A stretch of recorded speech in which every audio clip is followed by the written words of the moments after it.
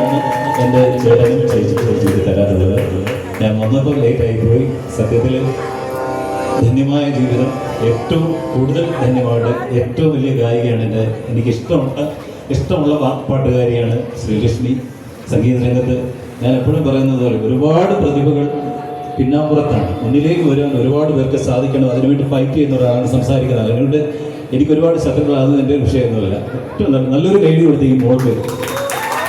ആ കുടുംബത്തിൻ്റെ ഐശ്വര്യം അമ്മയില്ലാതെ വളർന്ന മോളാണ്. പക്ഷേ അതിനോട് ചേർത്ത് നിൽക്കാൻ സാധിക്കുകയും സ്നേഹം കൊടുക്കുകയും ചെയ്യുന്ന ചേട്ടനും അച്ഛനും കൂടുതൽ നിങ്ങൾക്ക് രണ്ടാൾക്കും ഇനിയും കൂടുതൽ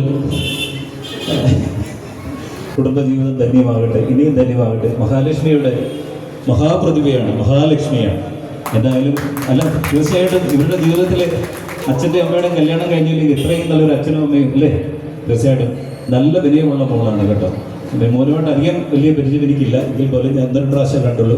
കൂടുതൽ കുടുംബത്തിൽ സമാധാനവും സന്തോഷവും എല്ലാവർക്കും ആയുരാരോഗ്യ സൗഖ്യങ്ങളും നേരുന്നു. ഒരുപാട് സ്നേഹത്തോടെ Pandalam Balan. Thank you very much.